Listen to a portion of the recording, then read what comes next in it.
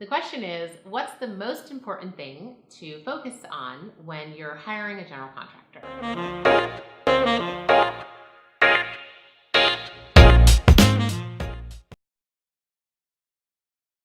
We really recommend that people, after going through the process of Sweeten and finding 3 great general contractors to match with, they've already been screened by us and vetted by us.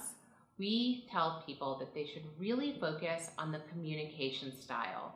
Find a general contractor that you can communicate well with and that your styles are similar. And that's the technical, so whether you want calls or text messages, or you want all emails, you want everything formally documented, or you're much more loose, make sure that's aligned, but also make sure that your style for conflict resolution is similar.